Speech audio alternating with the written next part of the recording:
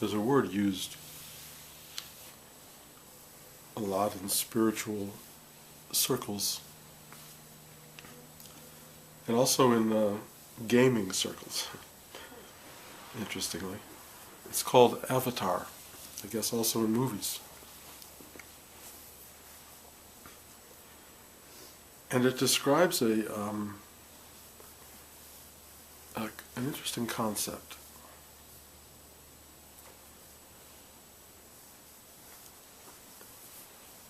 The concept essentially is that universal consciousness, whatever that is, takes human form.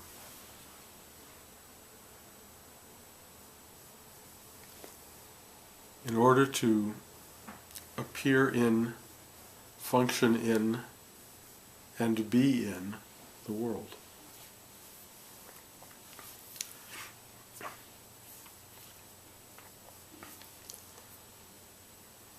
In Christianity, only one being ever did that, which would be Christ. But in other religious practices and teachings, we have all done that. Each one of us is universal consciousness or presence, infinite being, takes finite form. And there's a mechanism for that to happen. It's called birth. There's a form, there's a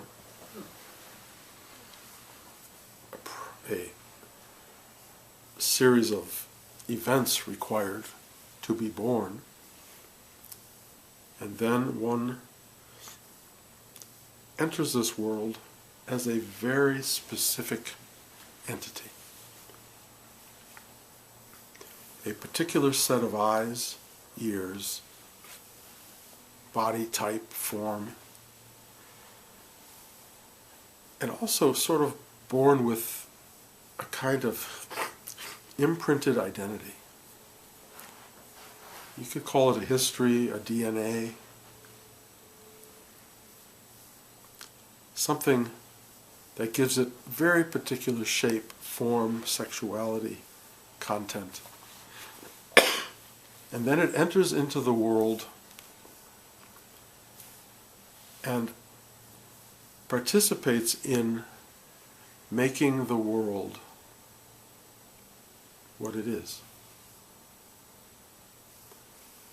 Whether it has an assignment or no assignment, whether it's here for the fun of it, whether it's here for higher purpose or no purpose.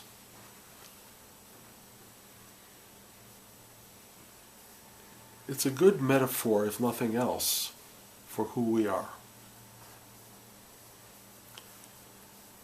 And I don't want to speak of it as an absolute truth because I've given up on the idea of absolute truth or of being able to express it or even know it. But it's definitely helpful to consider that you are an avatar of this vast, unknowable truth and consciousness in human form, in the world, for whatever reason you want to imagine. Maybe there's a reason beyond your imagination, but let's just go to your imagination. Why are you here? What do you want to do with this vastness of being that's now brought into this very constricted form that is a body and a mind? Clearly, whatever comes into the world needs to evolve and grow. It comes in fairly small and fairly helpless. And then it starts to gain capacity.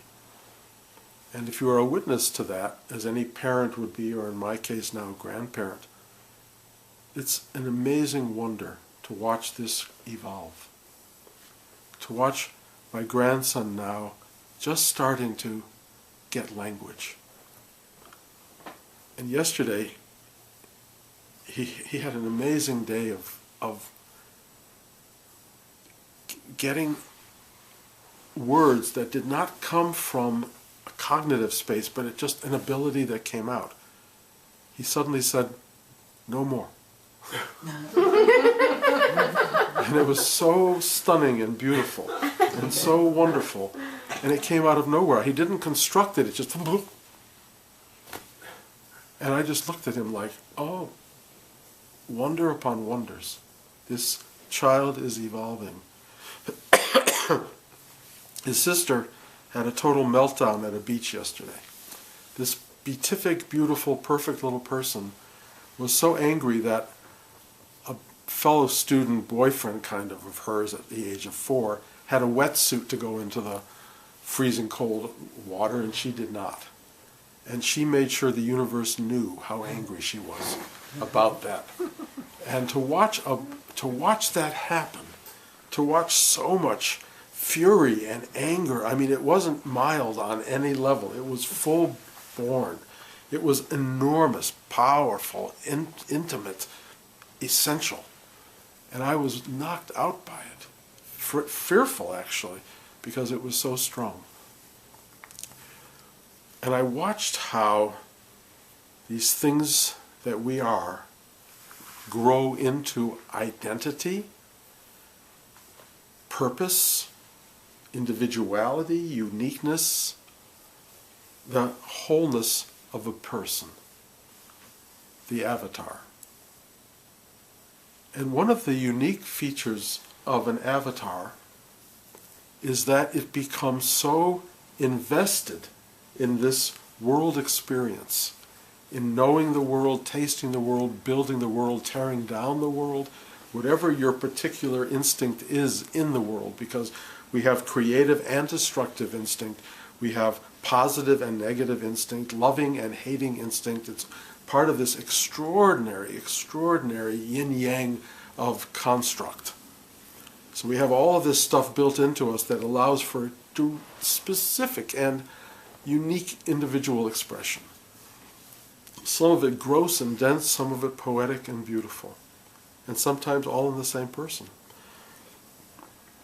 We evolve this thing, and one of the great constants in this thing that is evolved is that it doesn't know that it's an avatar.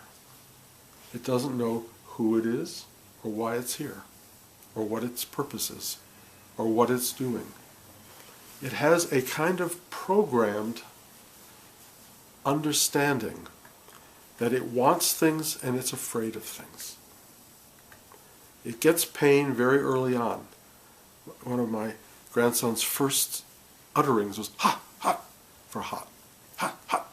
And he knows how to stay away from hot. He slipped in a little pool the other day and he fell in the water the last time he was at the beach, and now he does not like the water. It's like printed in him. I don't like water. And that's going to be there. You know it's going to be there for a while until he breaks that down, if he ever breaks it down. So these things are programmed in, and we have these programmed likes, desires, fears, and hatreds, all of this stuff coming into the system, and a complete blindness to who we truly are. And out of that blindness, we become almost robotic, programmed entities to build the materialized world that we all inhabit. And it seems somewhat essential that we not know who we are in order to devote so much time, energy, passion to this building process. We are here to make this universe, to inhabit it, to make it grow, and to do all the other things to it, to make war in it, to fight for our beliefs, to co-opt, to corrupt. I mean, we do everything, literally everything. And in a certain sense, we do it out of a total belief that we're doing it, that it's us, that we're here following our own inner drummer. Do it this way, do it that way. And the problem with all of this is there something that arises in the realm of desire and the fear of pain called suffering. And the knowledge that we are temporary, the knowledge that we are finite forms in the infinite, is very disturbing to the system. And so we live with a kind of existential anxiety. Almost everybody, to one degree or another, knows that there is a kind of impermanence to all of this that makes no sense. And so we act as though we are permanent. And in a way, it's a little bit inspired by some deep down, essential knowing that we are eternal. We know somewhere that we're not finite. We just have that feeling. But mostly, we commit completely to the drama of life. It's so interesting to me how, with this tiny little knowing of our own eternal nature, we get so lost in this world. We get so lost. And if we're lucky, somewhere in this obscuration of who and what we are, little flashes of light come through and say, remember who you are. Remember. It can be a spiritual teaching, a religious teaching. It can be a book you pick up. It can be walking on the beach and a sudden, oh yeah. A kind of knowing that's just there that hits you. And then you don't know what to do with it. Almost no one knows what to do with it. So you may talk to some of your friends who won't know what you're talking about, or will. You may start to look around in the world around you and see things, a man hanging on a cross, and go, what? You might see, your parents may take you to religious organized spaces where there's teachings that may go, oh, that's kind of what I felt. There's so many ways, but in the culture, in the world that we inhabit, there's something trying to get through to us and just say, remember who you are.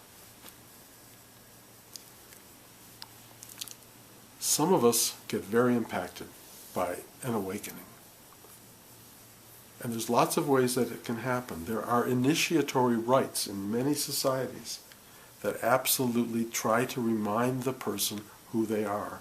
American Indians had all sorts of rites, some of them plant-based, some of them based on suffering, some of them going out into the woods for a vision quest, trying to find through deprivation on one level or another a kind of doorway to insight and truth and a reminder. And every so often, someone comes back with, I am not who I was. I have a new name. I am now Eaglehawk, or whatever name you decide to find for yourself or is given to you. And you know you're not the person who was born into the world. You are something else. Maybe that something else is a direct connection to infinite time and space, or maybe it's just another identity. But it's a shift. Something has shifted, it's changed, and you are now liberated from the original input, and you're starting to live a little bit differently. Whatever it is, the journey has one very major aspect, and that is it leads to awakening and awareness. And it has another very major aspect in that it tries to prevent you from getting there. And these are the two dynamic forces in your life. One reaching and the other pulling you back.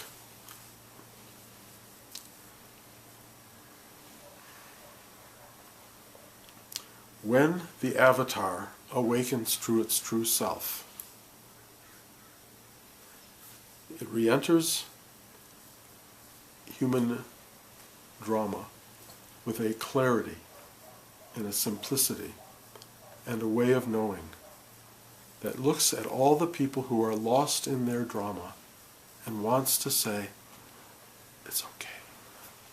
It's okay. You're not that. This is temporary. It's a ride. I can't tell you why we're on that ride, but it's a ride. You will be off it at some point. At some point, you will awaken that you are not this person. You are that which took form, but you are basically that. Now, you will also understand that that is this. This simple avatar being is one with all that is. But it's also, in the mind, totally cut off from that. And the suffering that goes along with that is terrible. And the desire of the avatar, the awakened avatar, is to help people, one way or another, to know who they are. The avatar cannot wake somebody else up, I don't believe. Only yourself awakens. It awakens to the fact that you are not what you appear to be. You are not who you think you are. You are all there is, really. But until that happens, what happens and what do you do? Well, if you're lucky like I was, you find a teacher like Rudy. And what happens with a teacher like Rudy is he sits you down, he literally looks you in the eyes, and he just says, do this practice. Sit still every day for 20 to 30 minutes. Breathe deeply into your heart and deeply into your gut, and ask inside for help to surrender. Surrender what? Surrender your misunderstanding, your identification with something that is temporary, your belief that all there is your needs and fears and worries and concerns in the world. Let it all go. He says for 10 seconds. And so you sit there and you just look in his eyes, and he kind of gives you a taste, the energy to feel that. And as you sit and look into Rudy's eyes or to a teacher's eyes, you sit and you ask for help to surrender, you take a breath, and for 10 seconds there's this thing that happens, and it's like, oh yeah. You can't even name it, you can't even figure it out, but you feel it, and you go. You don't know that it's the avatar looking through you. You don't know that that stillness and that sweetness and that love and that presence and that joy is something of a totally supernatural level, if you will. But you know you've just touched it. And the more you start to practice this thing, the more you start to feel it expand. So instead of 10 seconds worth it, you get 20 seconds, a minute, an hour. And you sort of don't want to move.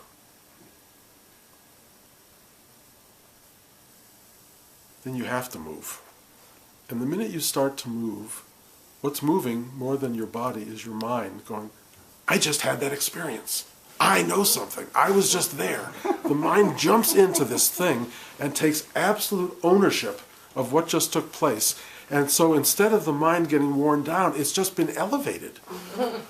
You've just built up a bigger mind. It's called spiritual mind. And now you're someone with something. And of course, you want to write a book. You want to, if Oprah was still on TV, you would go on Oprah. And you would want to tell the whole world, I had 1 hour's worth or 1 week's worth or 1 month's worth of absolute knowledge, and I want to share it with the world, and I want to tell everybody, and I want to become very much known for that. So, this avatar that you are has just become more immersed and embedded in the density of the finite form. And rather than liberating or being liberated yourself and helping other people to liberation, the worst of the versions of this is that you create other people addicted to your path, to your insight, to your knowledge, to what you have, and they want what you have. And they'll get what you have if they go in it long enough, hard enough. Somewhere down the road, in a year from now or 10 years, or if they give you $100 million or whatever they're supposed to give you, they'll get it. And we get caught in the worst part of human experience, which is The idea that somehow what I am and what I should be, this whole avatar thing, is something I can only get from somebody else if I devote enough time, money, energy, or whatever to getting it. And then you're just caught even more than you were ever caught before. So, the truth, as far as I can tell, is incredibly simple, because it cannot possibly be withheld to people without an education, without a knowledge base. It should be available to everybody. It shouldn't cost a penny. It shouldn't be withheld as a future event. It has to be available at this very second. And anything that tells you otherwise is problematic. The truth is not in the future, it's not in the past. How could it be?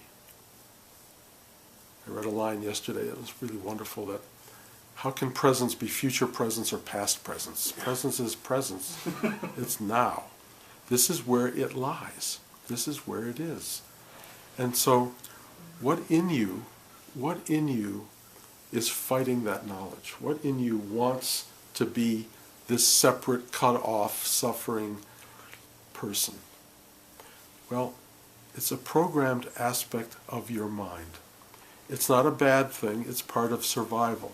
It's part of how the human robot works.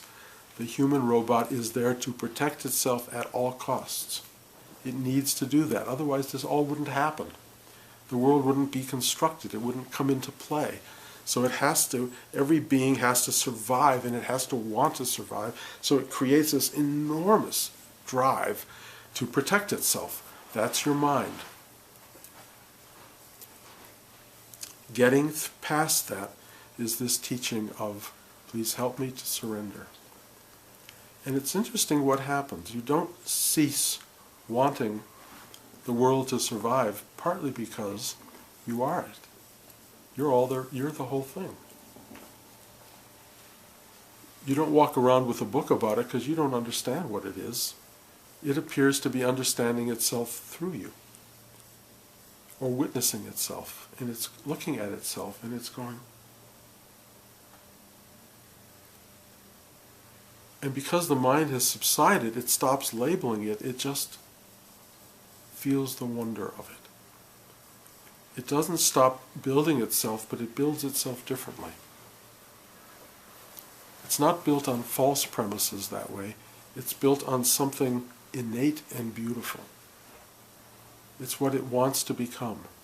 So why does it create an avatar? Why does it create bodies in these temporary selves that want to go through the world? I don't have an answer. It kind of all makes sense to me, because it kind of seems to want to create awakened beings ultimately, but not in great profusion. It just wants them to happen when they happen. It's earned. It's earned through the human experience. It's something we come to out of enormous hunger for truth and for reality. And it awakens us to something, and all the awakened beings that start to occur seem to be beloved by the universe. Beloved because they have found their way back to truth. They know their avatars. They know they are not this. And it's an extraordinary ride to get there. It's extraordinary. And we are all on it, and you wouldn't be hearing these words if you weren't on that ride. I wish more than anything that I could hit you on the forehead and go pop, and you would get what I was talking about. I wish I could do that. I don't know how to do that. But what I do know how to do is look at you and, in a sense, touch you from a bit of a distance and give you a taste of it. And then it's up to you to say, that is worth it. That is good. That is real. And then to begin the journey of letting go, to be inspired to get there. And that's what we're all about. Every one of us is trying to find our way there and discovering that there is right here. That's really as far as you get. This is that. So the avatar reawakens to itself. The avatar becomes what it is, what it has always been. Truth shines through. The temporary, finite being subsides, and the infinite, eternal reality of you shines through. And that's the ride. And it takes no time, because when it shines through, time disappears. It takes nothing and no space, because space goes away. It's just some vast, tiny, unknowable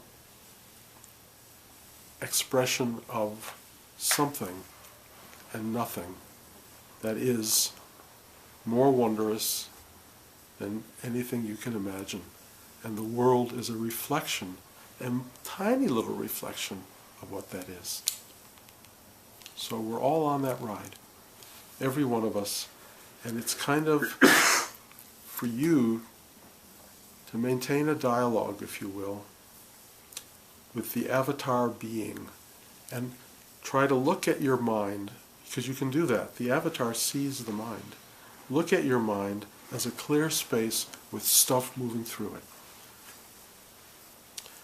Thoughts, feelings, pain, desire, ambition, all attachment, detachment, all moving through, and just watch it.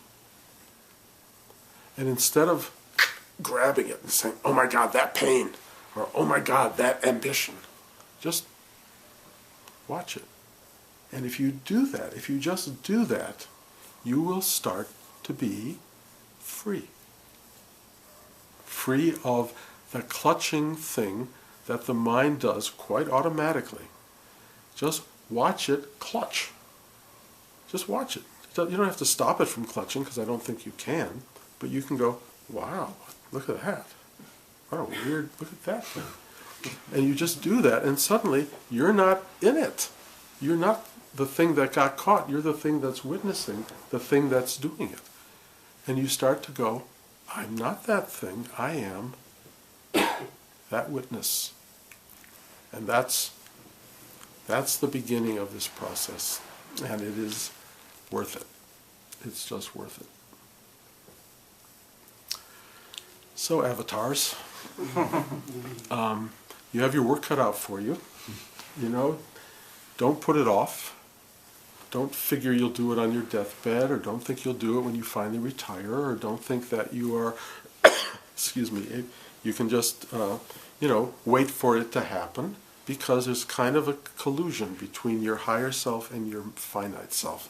They have to kind of align, and you have to let them know you are ready, you are here, you are available, and you are willing to do this, and that really means you are willing to be annihilated. Let them wipe you out of the picture, or let them wipe your false identity out of the picture. And you already know what it feels like, because when you look at you not grasping stuff, the thing that's looking is the thing you will be. Not that you will be, it's the thing you are. So there's no loss here. It doesn't feel any different than watching your stupidity and your insanity in the world. You just go, oh. But you're free of it. You're already free of it, if you want to be. You're free of it right now. Make that choice. Do it when you still have consciousness and intention to do it. Just step back, watch, and be yourself. Any questions?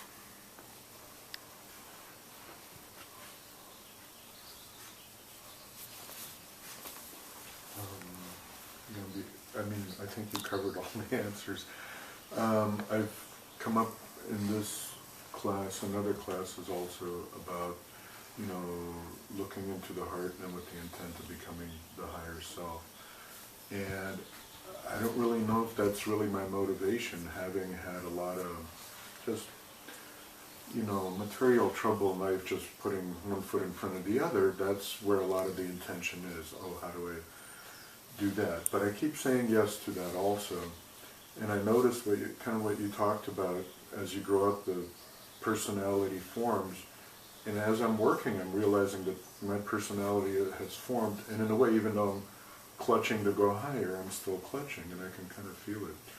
And I don't know what the question would be, except that, how do I become true to what my really inner movement is towards, or how do I move towards reaching for the highest? Yeah, it's a good question. I mean, part of it is the hunger awakens in you. It's kind of like the self starts calling you. It says, hey, psst, hey, come. And you go. And you start to pay attention, and you start to want to go there. Tasting it's a big help.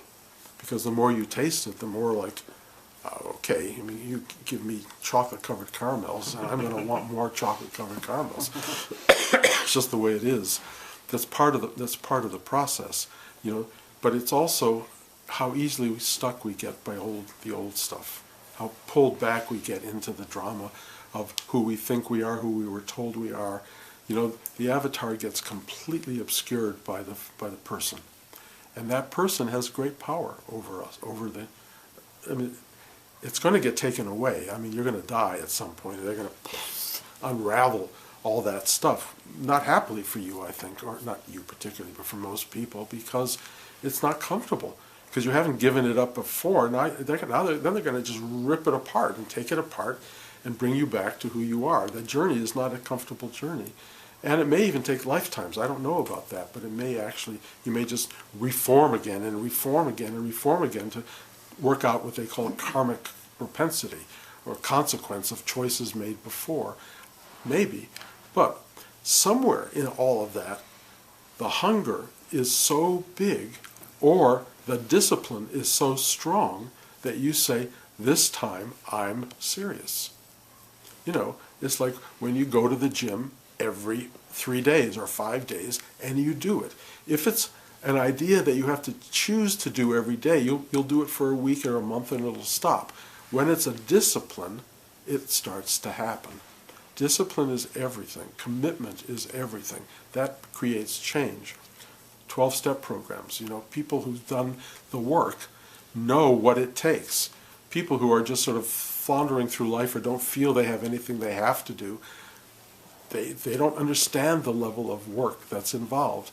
I don't know how I understood it, but when I met Rudy and he said, you need to do this every day for the rest of your life, nothing in me flinched.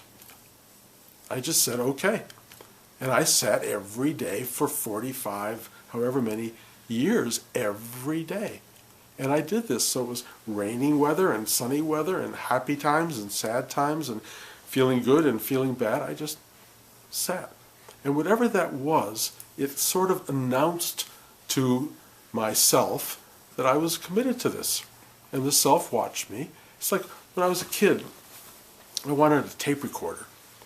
And I started telling my dad, this is for Christmas, I started telling him in August, I want a tape recorder for Christmas. And I told him every single day from August till December 25th what I wanted. And do you think he had any chance in hell of not getting me a tape recorder? He could not get it. And it's the same thing here. You tell yourself, I want this, I want this, I want this.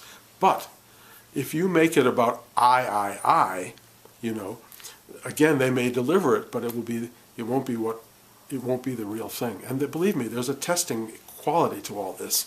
If they give it to you and you misuse it, that's your thing. But if you really, really want the freedom from being this limited, tiny, angry little self, or whatever you have found yourself to be, even a sweet, loving self, if you really want freedom from that image, from that idea, ask, and ye shall receive. It comes. Serious, disciplined intent. Repeated asking. It can't be like, wake up one morning and say, please, can I have that? Would you give it to anybody who just said, can I have that, please? Psh. Intention. Constant effort. Will gets it. That's what it takes. That's why Buddha said two people in a million get it. Because nobody wants it that much. You know, what do we really want? We really want to get laid. We really want to have chocolate covered caramels. We don't want to have pain. We don't want to suffer. We want this. We don't want that. We're back and forth. We're programmed to fight ourselves to go after what we want and what we don't want. And we get totally caught up in that drama, and then we die. And we go, what was that? And then you know, we can talk about death forever, but who knows? All I can say is the only way off of this cycle of life and death, birth and death, is please help me to surrender.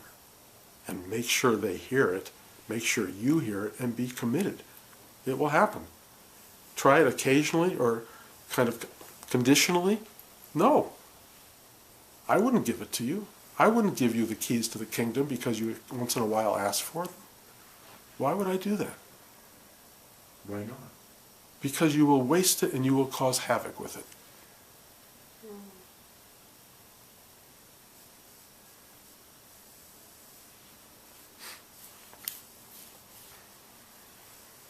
Not you personally.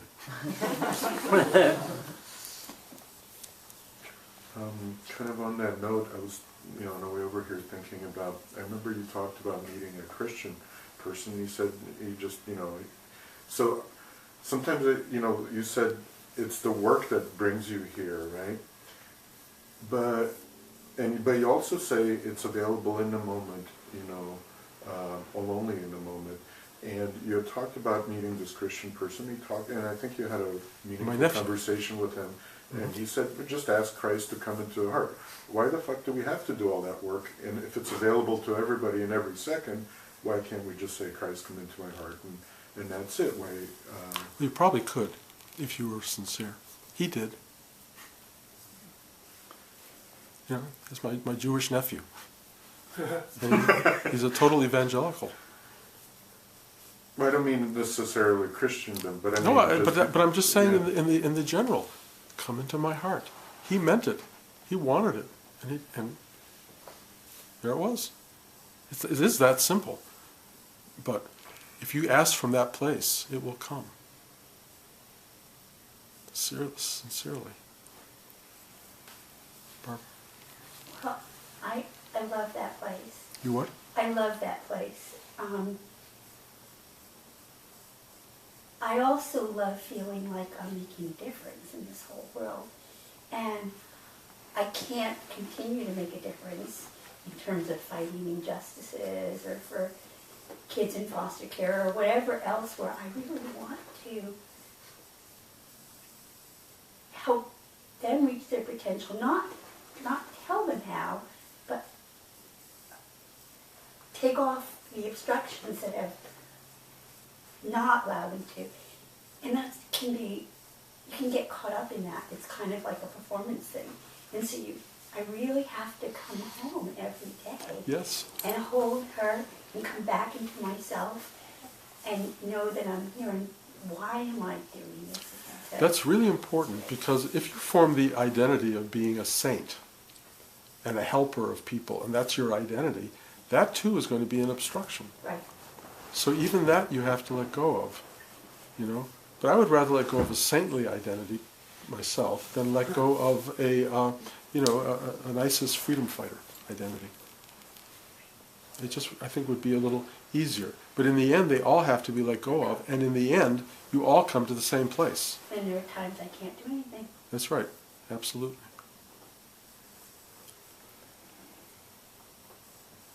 Anyone else? So, what you're saying is that it's endless.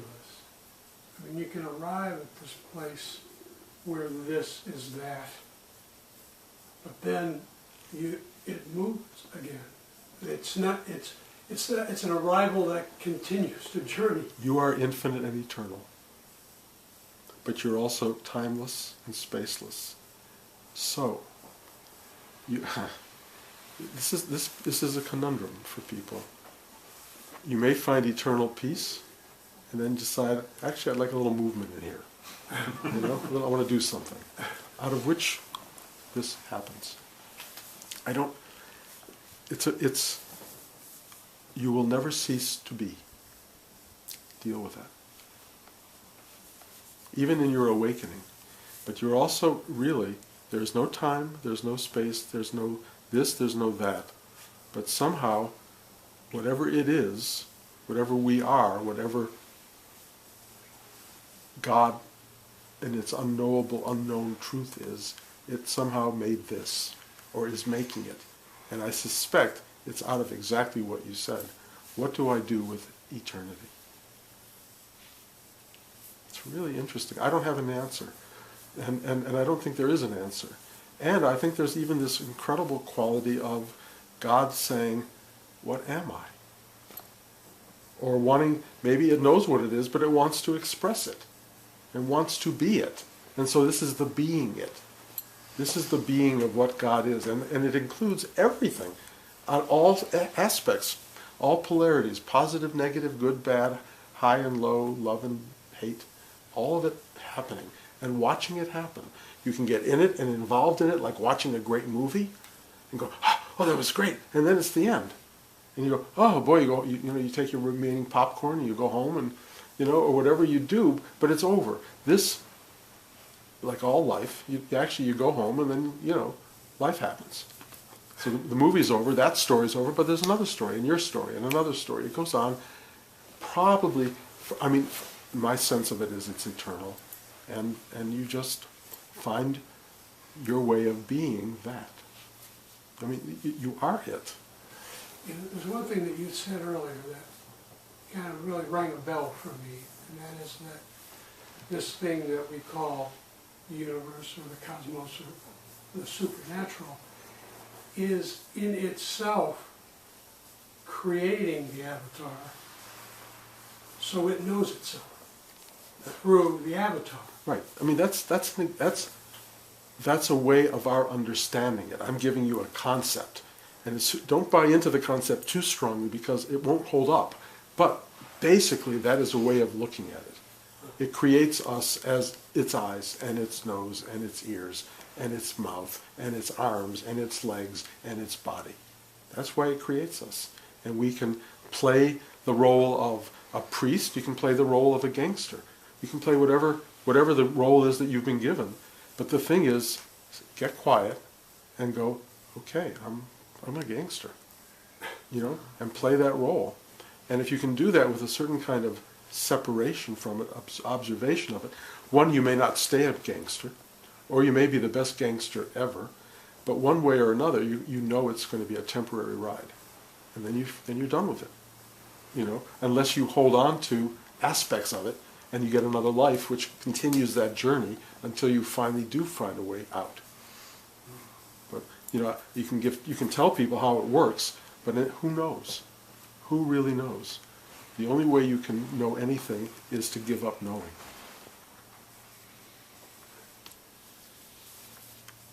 Okay, are we done? Thank you guys for coming. See some of you next week, and lots of love.